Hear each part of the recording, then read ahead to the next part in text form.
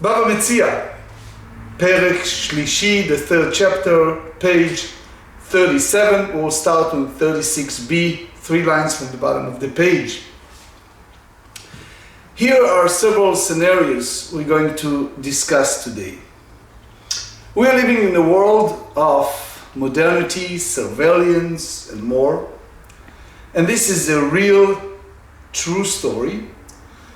It was one of those institutions that they have many students, and that religious institution, they have this closet, large closet outside of the entrance, the main sanctuary where people sit and study. And turns out that one day some people, some students left either their phone, the wallet and other things, and all of a sudden when they have a lunch break, they came back and there's no wallet. So we are living in a modern day.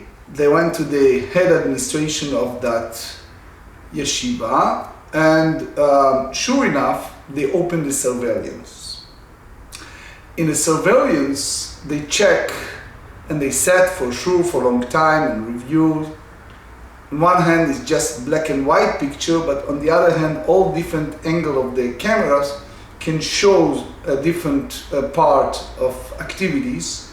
And it turns out that particular one person was caught, fortunately, putting his hand in one of those jackets and pull out a wallet.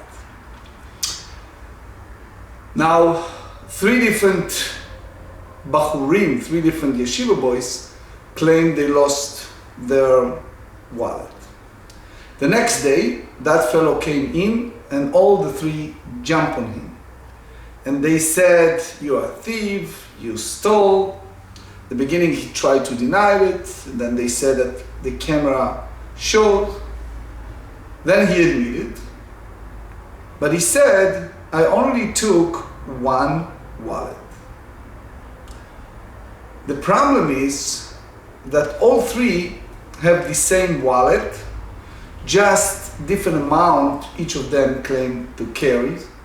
And he brought 1 wallet because the camera shows him taking from 1 pocket 1 wallet, and they couldn't scrutinize any more activities from anyone.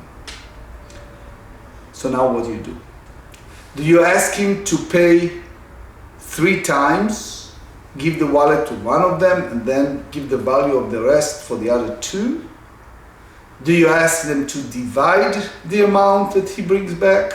How exactly you treat it? We're going to study it today.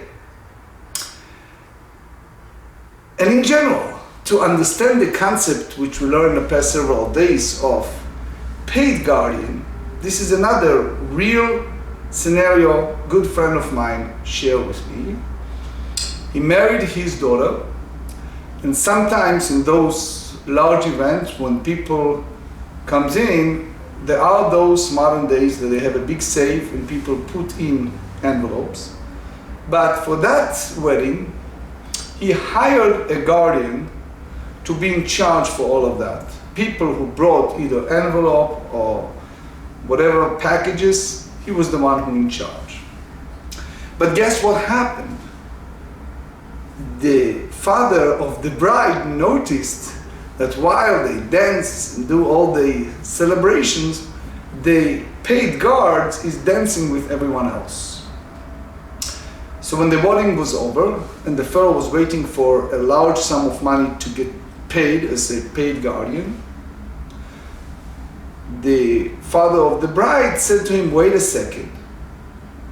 Why should I pay you? I noticed during the wedding, I saw you instead of sitting there and watch everything, you dance with us."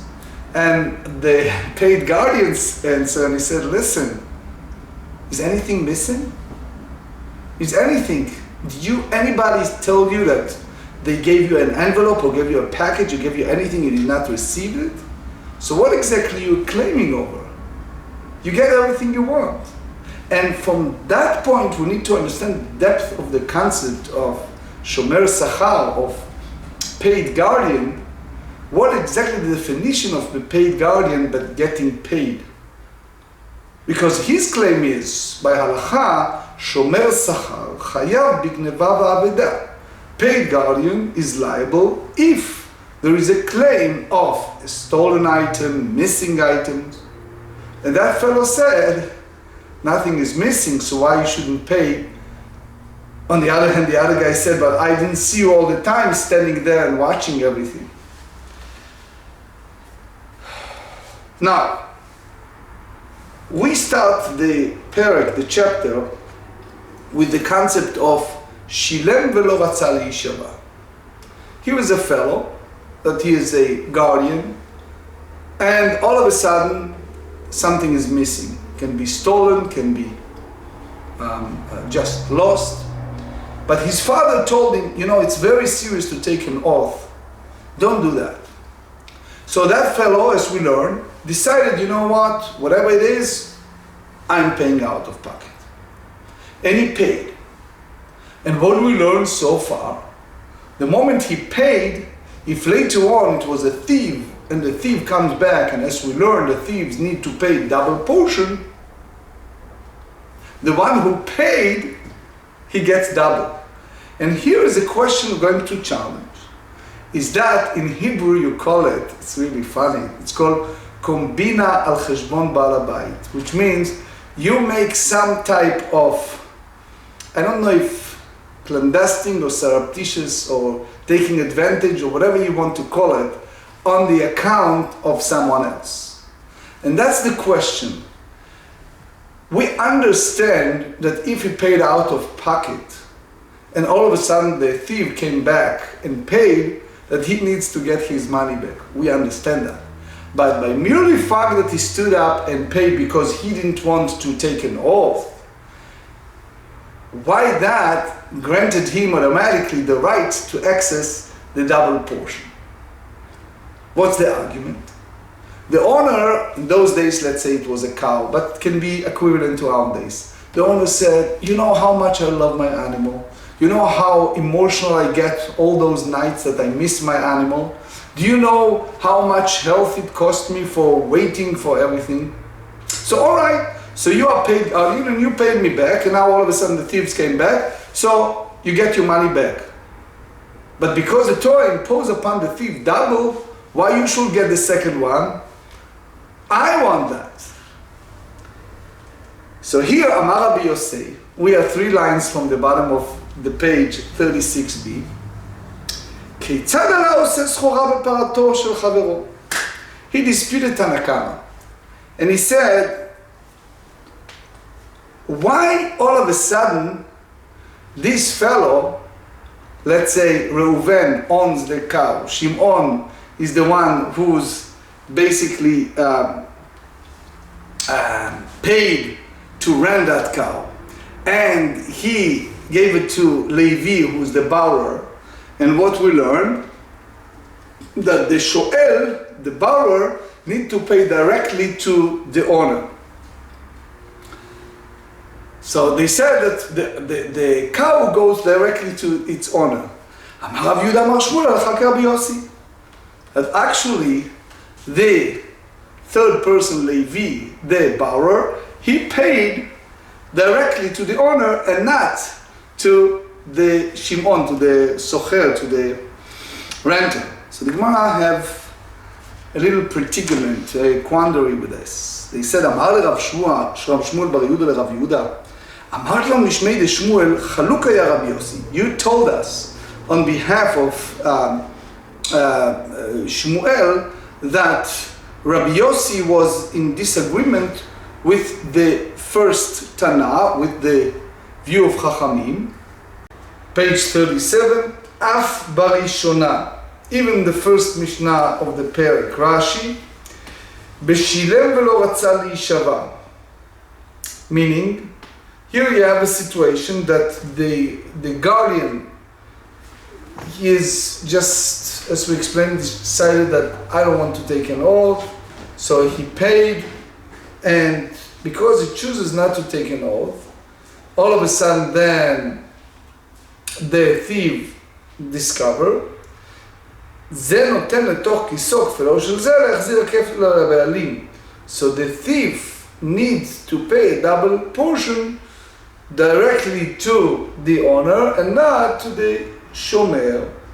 So the question is, הלכה כמותו או אין הלכה כמותו? So it means that's the final or not. אמר לי, חלוק היה רבי יוסי אף בראשונה והלכה כמותו אף בראשונה. Rabbi Yossi disagree even with the first Mishnah in the chapter,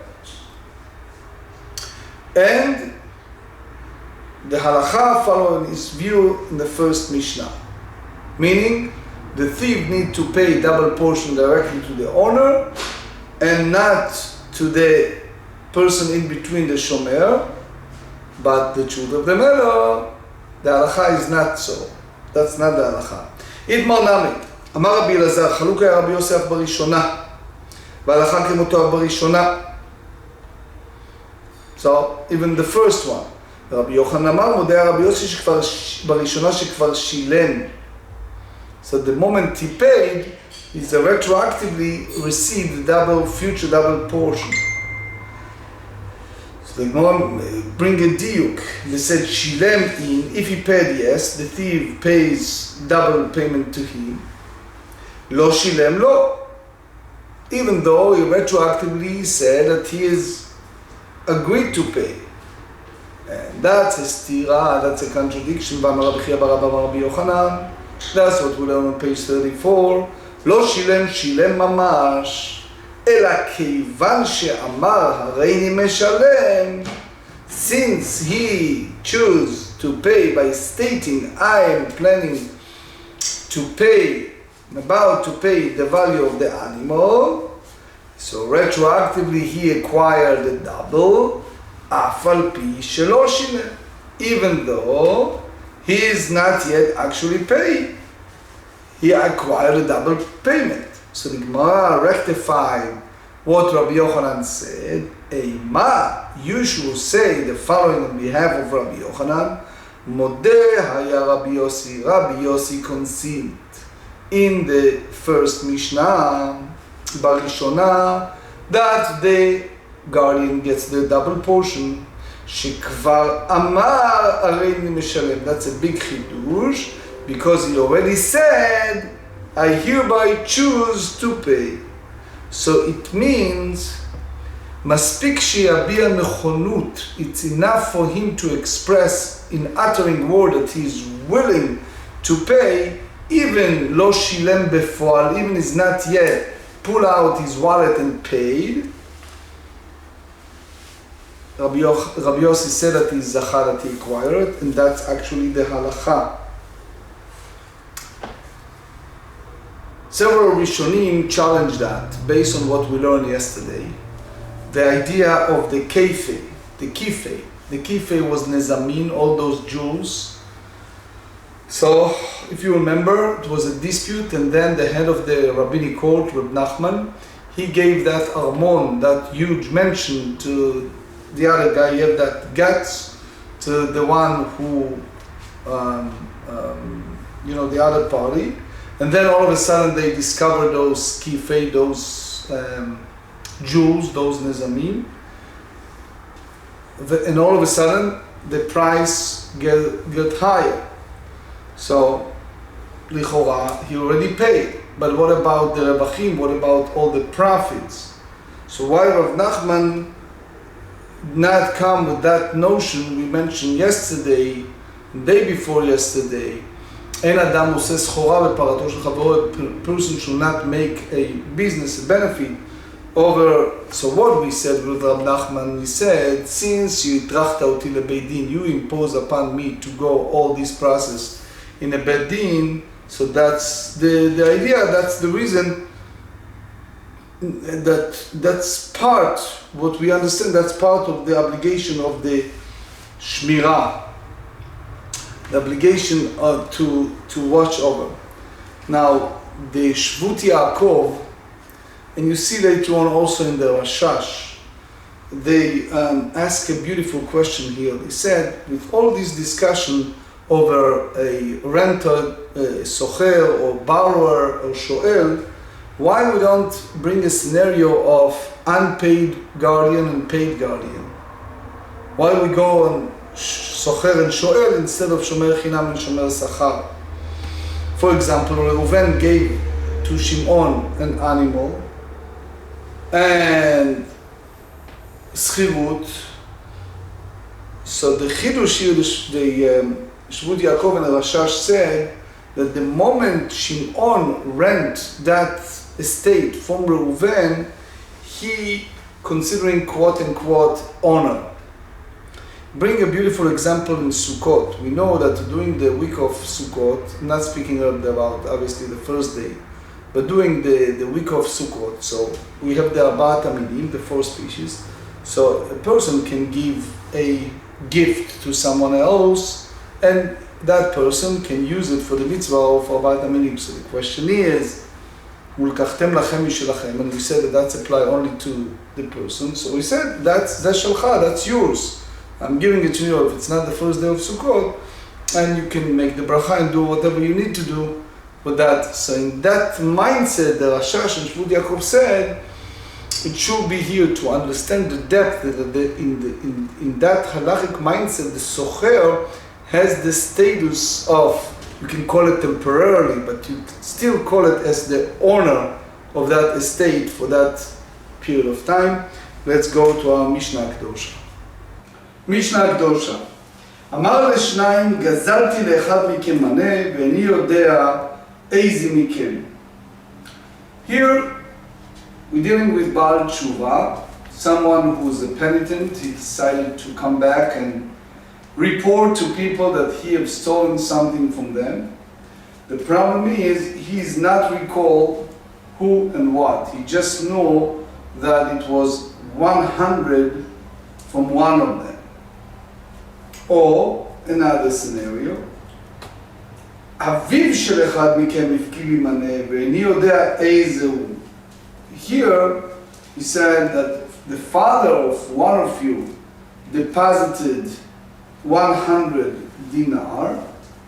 The problem is, I don't remember, I don't recall the father of which of you he is.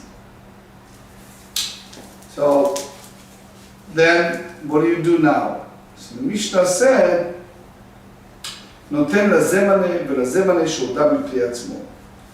So he needs to give each of them 100 dinar, because there is a way that we know and determine what's happening, but here you can't. You just, he admitted upon himself that he stole. He is clear that one of them is definitely entitled to get 100. He's not sure.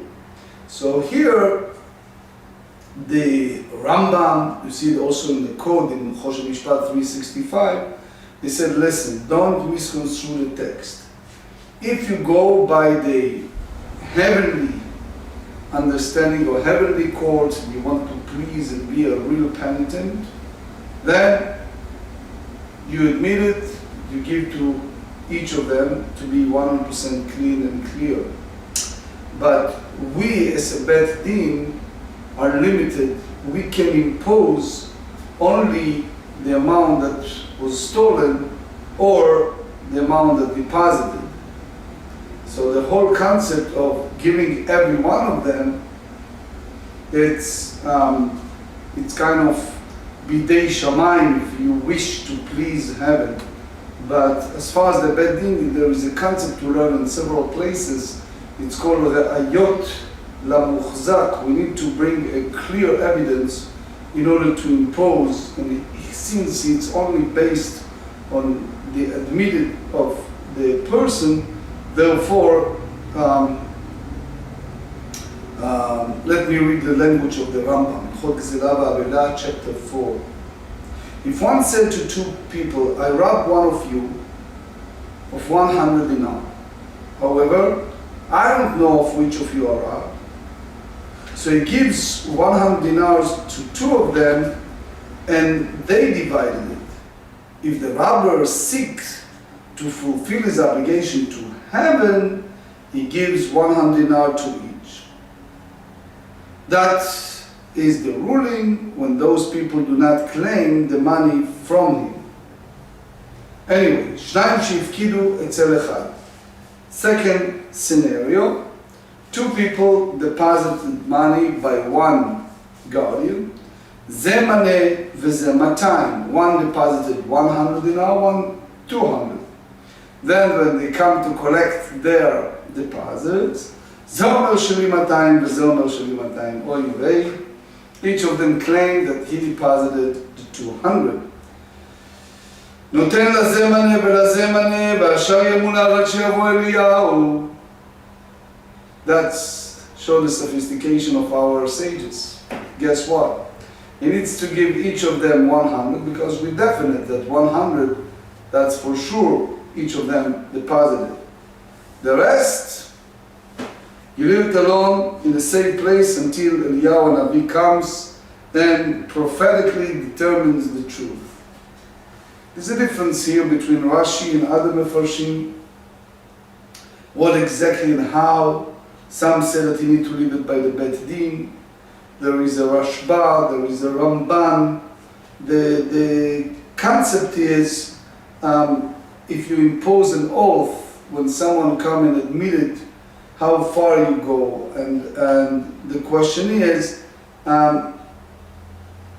in this scenario you can't do that. And therefore you have to leave it like that. Amar Rabbi Yossi, in Ken, ma yifsid Aramaic. Rabbi Yossi comes in and said something so sophisticated. Said, so what is the person who's swindler, who is such a crook, and he lied here? It's good for him to lie, right? So he gets his money, and guess what? And Rashi said, "Im ken lo yodeh lo olam al haemet." So he never tells you the truth. So, אלא הכל יהיה מונח עד שיבוא אליהו. So, Rabbi Yossi said everything will left till Eliyahu come. As his fraud will cause him to lose even the 100 dinar that he deposited. We hope and pray and wish that perhaps he will be discouraged from making a fraudulent claim. Hope. וכן שני כלים. A next scenario. Talk about two vessels. אחד יפה מנה ואחד יפה 1,000 זוז. You have two vessels. One it's 100 dinar, one 1,000. זה אומר יפה שלי וזה אומר יפה שלי. Each of them said, I deposited the expensive one, the 1,000. נותן את הקטן לאחד מהם, ומתוך הגדול, נותן דמי קטן לשני, והשער ימונח עד שיבוא אליהו. So, one of them gets the 100.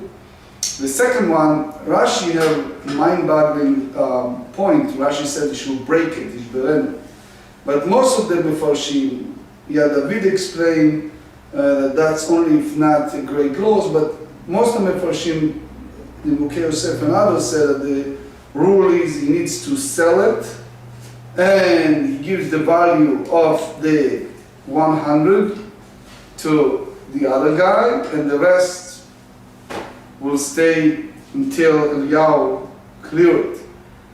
And again, Amar Rabbi Yossi, in Ken ma yifsid Aramaic, same thing. What is the swindler lose? Because he gets what he deposited. אלא הכל יהיה מונח עד שיבוא אליהו. He says, no, don't divide it, don't do anything. The entire deposit, which is both vessels, are placed in the same place, in a Bet Din, or in the guardian. Most of the rabbis saw that it's in a Bet Din, some said it by the guardian, until Eliyahu comes and one of them admits that he deceived. The problem is, there's a current discussion among commentators and the achronim, the rabbis nowadays. They ask, there is a concept, unfortunately, that happens. We saw it a lot in the Bet Din. As you know, I have can use the word privilege, that to be a To'el Rabbani, the one who represents people in the Bet Din here in New York. And unfortunately, it's numerous cases of unfortunate vendetta, people paying back, people angry, people like Shimshon said, none of us is going to lose, I don't care as long as you don't have it. And it's a very sad comment on people's behavior that never change, but in a sense, one party will see the other party gaining business or whatever it is, and that person wants to make sure that the other guy will not satisfy them. So he decided, I don't mind to lose my 100 as long as the other guy will not get his. And therefore, we need to really examine each case carefully, because it can be, hypothetically speaking, a situation that one person is not just have the interest to get the value, sometimes it's much deeper. Anyway, let's go to our Gemara. In general, before we go to the Gemara itself, we should understand the concept of Ad She'yavo Eliyahu. The rabbis agree that it's not necessarily the idea of Eliyahu Hanavi itself, it's the idea that we have a clarification, either by some heavenly help or other sources, that will be able to make things in a lucid way. People will be clear and understand, and therefore the matter will be resolved. Now the Gemara asks a contradiction between the first clause of the Mishnah to the last clause of the Mishnah. What we said, that the first one, when a penitent come and said, I have stolen so-and-so from two people and I'm not so sure, we have said, saying that even we are just sure of the amount that he come up, but there are two different people and he's not sure who and what, we impose on him to pay to both. So the question is, Alma misve Kamma pkina mamona? Which means even if we're in a quandary, if we are in a predicament, we're not sure, the dilemma is if it's one person and that person solely, or because you're not sure between the two, so you impose payment on both. So if you know that it's clear, then it's not an issue, but because it's a safek, it's not clear, you impose on both. When we do not say establish the money in the possession of its owner, which means here you have a situation that the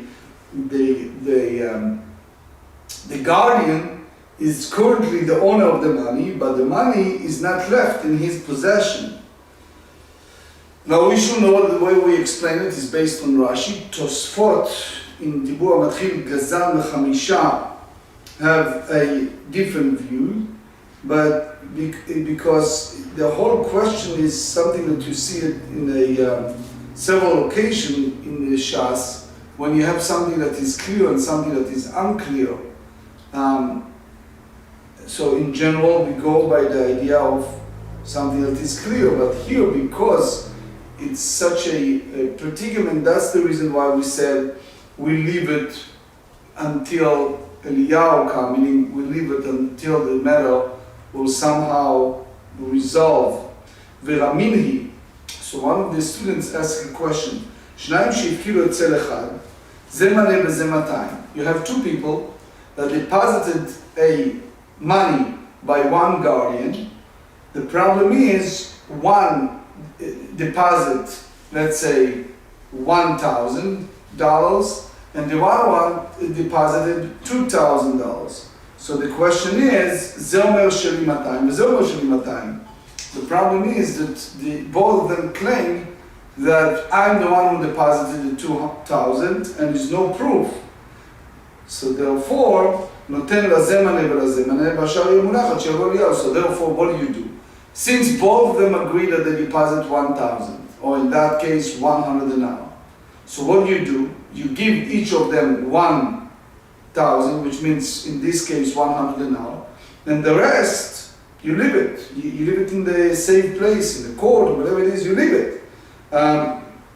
So what you see here is, because you are in a state of predicament, because it's such a quandary, even it's clear that one of them telling the truth, and one of them is for sure the one who deposited the double portion, but because it's not clear who what, and you don't have a clear evidence, therefore you have to go by this solution, which is giving the something that is clear to each of them, and the rest you keep in the same place. Amar lei. So you see here actually a contradiction between the first phrase in the Mishnah to the last clause. Amar lei. So now the fellow said to him, said, Pikadon a gazel karamit. Here the sages said to one who raised the contradiction, are you raising a contradiction between the halacha stated in the case of the deposit and the halacha stated in the case of robbery?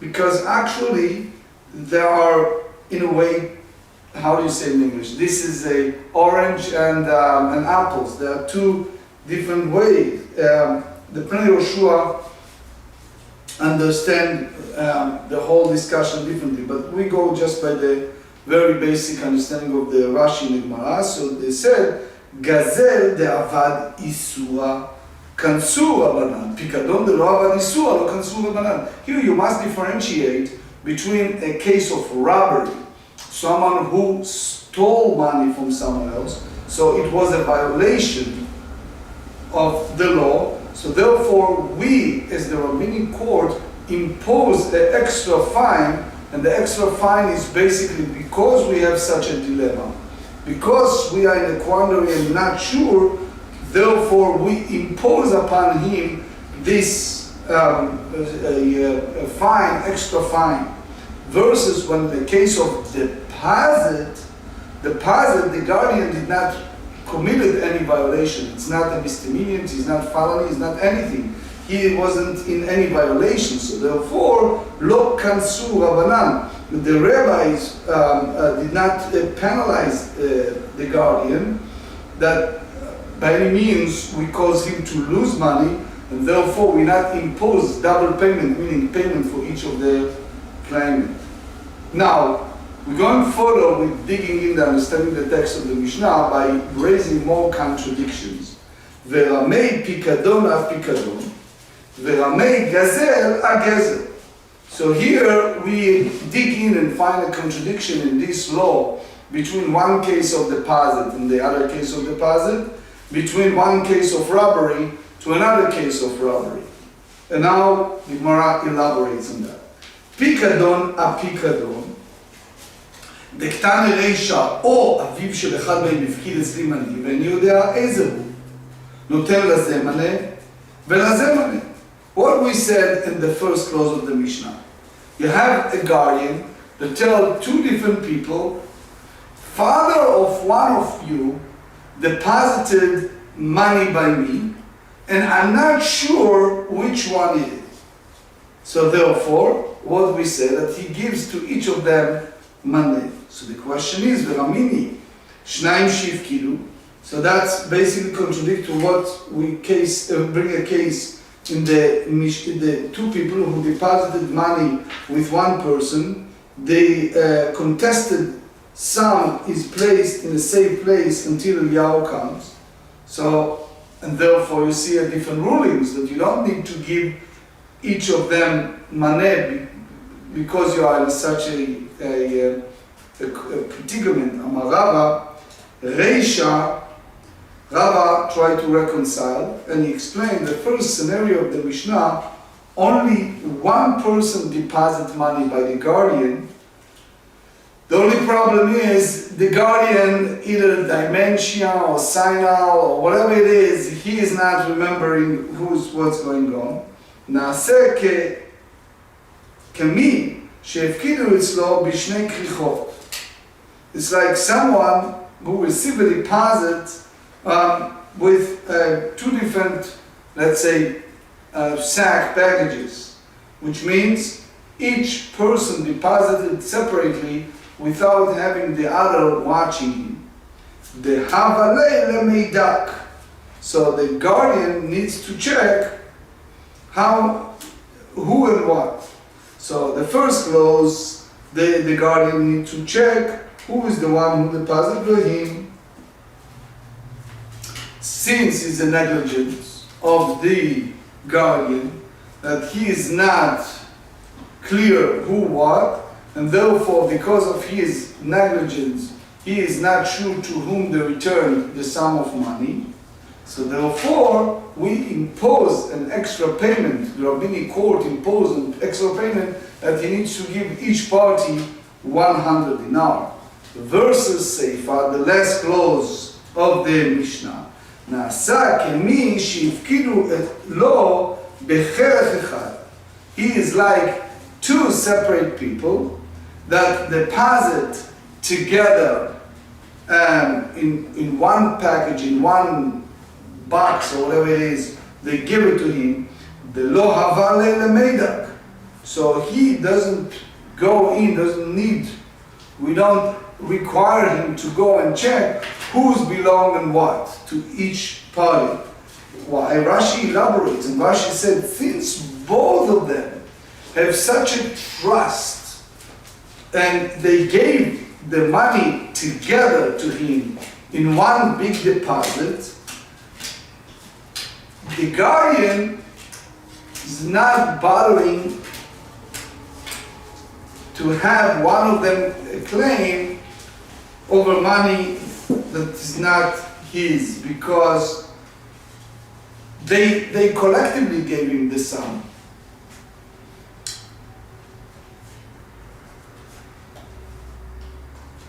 That's the idea, כגון דפקידו תרווי בהדדה לאחד זימנה. Both of them deposit one time. דאמר להו, because the guardian will report back to two people who deposit the largest sum, he can say to them, listen, Ant gufaychu lo kavditu ahadade ana kapidna. If you yourself were not suspicious of each other, should I be suspicious? So consequently, he is required to pay them only the sum that they can prove is there. Tosfot Rosh, excuse me, Rashba, many others have a lot to say on this, and just go again, excuse me, with the Pshat. The second contradiction. Verami gezel a gezel. And here is a contradiction of the halachot when it's come to robbery. Why? Ktane hacha. We learn in our Mishnah, if you have a robber, Amar leshnayim, he said to two people, Gazalti leechad mikem maneh, I have stolen from one of you 100 dinar, ve'eni yodea eize mikem, and I'm not sure which one of you two I did it. Or, there's another case that the guardian said to two people, Aviv shel echad mikem ifkid maneh ve'eni yodea eizehu, father of you deposited 100, I'm not sure which one. Noten laze maneh ve'laze maneh, he paid each of them 100 ve'raminu. We have a contradiction from Mishnah in Tractate Yevamot, page 118b. Gazal echad mechamisha, ve'ino yodea eize mehem gazal. The person stole from one of 5 people, and he's not sure which one. זה אומר אותי גזל, וזה אומר אותי גזל. Each of them claim, I'm the one who's been robbed. So what do? מניע כסילה ביניהם ומסתלק. He lived between them the amount and go away. דברי רביתיו. So what we derive from this source, Alma mispeka lo mapkinan mamona. What we derive, we do not expropriate property due to the uncertainty and return it to those claiming it. Ve'amrinan, rather we say, okin mamona bechezkat marei. We establish the money in the possession of its or no. And that's different than what we said in the Mishnah. How do you know that our Mishnah followed the view of Rabbi Tarfon? Maybe the Mishnah followed the view of Rabbi Akiva, that he disputed Rabbi Tarfon, who's Rabbi Akiva held that he needs to give each of them. Rabbi Tarfon said, leave the money that was stolen and go away. The proof is as follows. Model Rabbi Tarfon ואומר לשניים, Rabbi Tarfon admitted that if a robber said to two people, גזלתי לאחד מכם מנה ואני יודע איזה מכם, I stole money, 100 dinar from one of you, and I'm not sure which one, שנותן לזה מנה ולזה מנה, that he gives to each and every one of them 100 dinar, as he already admitted his obligation on his own, so there is no apparent contradiction between the two statements of Rabbi Tarfon. So the more explain, Hatam, the Mishnah in Yevamot, speaks the Tav'ele. There are 5 people that filed a claim against this robber that he should return. And he agreed to pay only one of them that the law requires. And therefore, since you don't know who, and 5 people file a claim, therefore the Mishnah resolute in a way, the Rabbi Tarfon resolute, and leave the amount there and let them do whatever they want. Hacha, verses by our Mishnah that speak about penitent, about Baal Tshuva, that this robber became, a penitent and he sincerely return and repent and feel bad and he tried to rectify his bad deeds. So, that this robber come back to us, and guess what? He comes to fulfill his obligation to heaven only by returning the money to the person he robbed, can be atoned for his transgression. So therefore, he goes beyond the halachic requirements and pay both claimants. So that's kind of extraordinary, like we use the term Lifnim Meshurat Adin. That's the way Rashi explained. Tosfot add, because the Gemara used the word Ela, which means they not rejected the previous notion.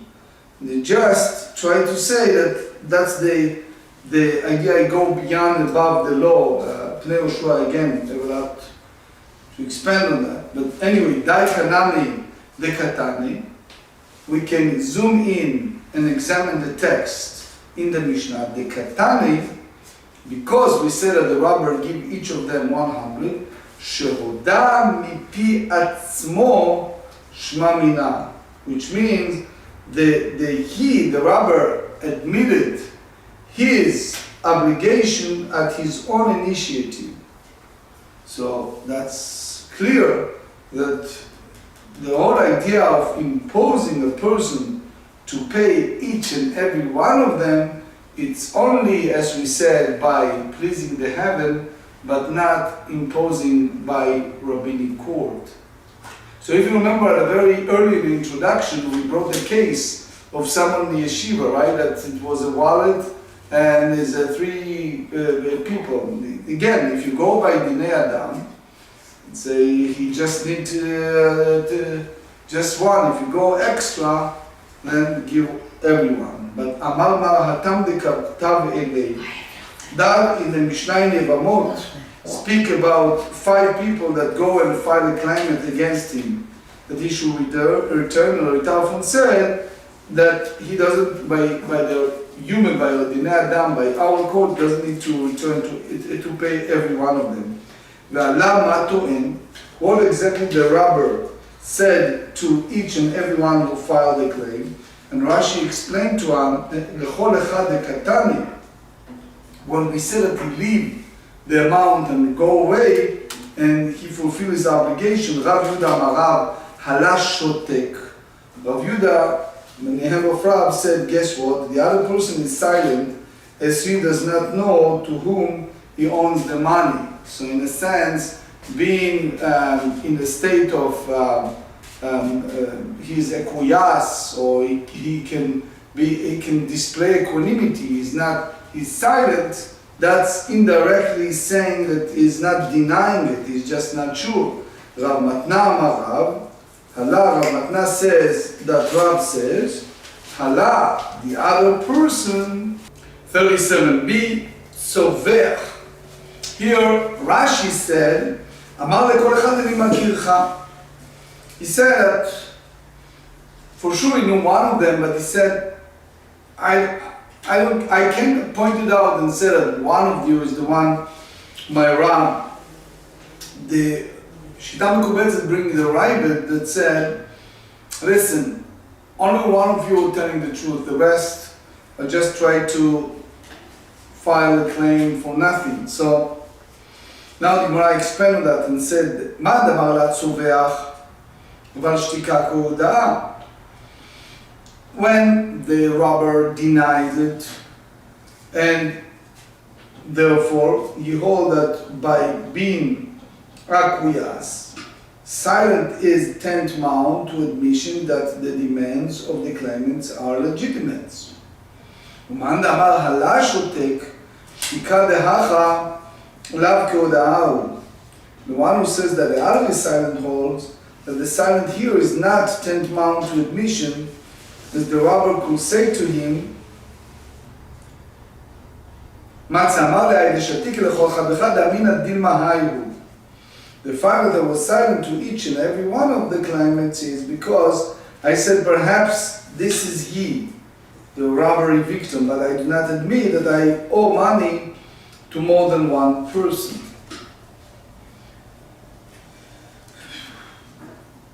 Amar, that's where we start from. Maniach gzela b'neim mistalek. We leave the stolen item between them and we draw from them, run away. V'shakle lakulu ve'azle. That's the way to do it. All the robbers should just drop it and go. Amar Rabbi Abba Zabda Amar Rav kol safek hinuach lechatchila lo yitol v'imnatar lo yachzir. He said that anytime you have this type of uncertainty, whether the placement of a found item was deliberate, the finder may not take the item lechatchila, but if he took it, he should not return it. Because if there's no proof, it's no proof. So why Rabbi Tarfon hold that you leave the robbery in front of the five in one way? Rav Safra veyaniach. Rav Safra says that it means that the robber should place it in his possession or before the rabbinic court. אמר לרבא אלה רבא מי אמר רבי עקיבא לא זו דרך מוציאתו מידי עבירה שישלם כל גזלה לכל חד וחד. That's the way Rabbi Akiva disputed Rabbi Tarfon. That's what he hold, that in order for him to be out of that trouble is by paying each and every one alma maspeika matkin and mamuna.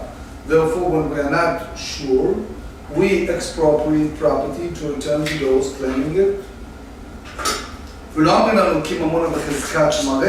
not say establish the money in the possession of its owner. So the Gemara asks from different Mishnah in Bava Batra 158b. Nafal habayit alav ve'al imo. God forbid, here is a case of house collapsed on a person and his mother, and it's unclear which one of them died first. So here is the issue. יורשי הבן אומרים האמת הראשונה, ויורשי האם אומרים הבן מת ראשון. The son's heir said the mother died first, and the property was inherited by her son, who then died, and therefore the heirs of the son inherit the property of both. Versus the mother's heir said that the sons died first, and therefore the mother's heir should inherit all of her property. So in this case, both Beit Shammai and Beit Hillel, Elu ve'elu modim, shiachaloku. Both of them agree that they should divide the dispute property, although they disagree in similar situations. Rabbi Akiva מודה אני שבזו שנכנסים בחזקתם. Rabbi Akiva said in this type of case, I concede that the property retains its previous ownership status. So what you see here Rabbi Akiva himself holds that the property is not removed from one's possession in cases of uncertainty.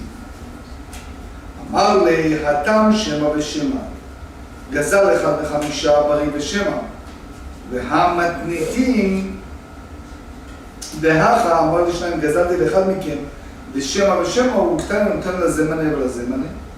So you have this situation over there, you have two uncertainties. So versus if he robbed one of the five, then you know one of them for sure will rob, the rest not. In the Mishnah he said to two people, I have stolen from one of you 100, so here you have two uncertainties. But we said that he give 100 dinars to each and every one of them. We might Rabbi Akiva דקטן אליי דאי, מודה רבי טרפון ואומר לשניים, גזלתי לאחד מכם ואני יודע לאיזה מכם, למען מודה, לרבי עקיבא בר פלוגתי, to whom he conceded, if it's not to Rabbi Akiva, the one who disputed, וממאי דשמה ושמה הוא, from how we know that the Mishnah speak of uncertain claim, because the victim are definite or certain that they were robbed. So my answer, it's very unlikely for several reasons. First, because we didn't say that they demanded from him. And furthermore,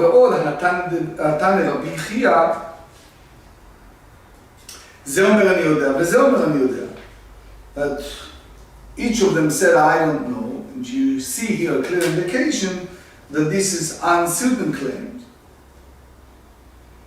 How kimna la bevala tzeti shamayim. So here again, we are talking about what? A case of someone who wants to be, how do you say it, extra ordinary clean by the way of shamayim. Ma leravina lerabashi. So now the Gemara challenged what Rava said at the beginning of the Sugya. Ravina said to Rav Ashi, ומי אמר רבא בשתי כריכות, כל בשתי כריכות אבל למידק? And did Rava say that in every case where there are disputes, you have here deposits are given to two separate bundles, that the guardian should have been discerning with regard to the identity of one of the giving him the deposit. So he said, הכל מודים בשניים שהפקידו אצל רועה שמניח רועה ביניהם ומסתלק. Papa said here is a case when the disputation in Tractate in Mishnah page 17b, when you have a case that two people deposited animals with the shepherd, and each claims that his deposit included a greater number of animals than that of the other. So here in this type of case, the shepherd placed the animal among them and leave. So it means that we don't ask the shepherd to give everyone additional talent.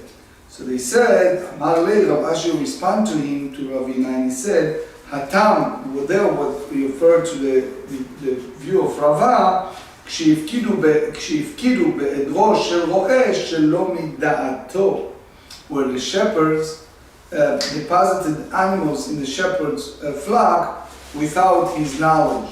So clearly, because there is no expectation that the shepherd will discern how many animals belong to each and every one of them. And that's the reason that why in Chorot is very different than our discussion here.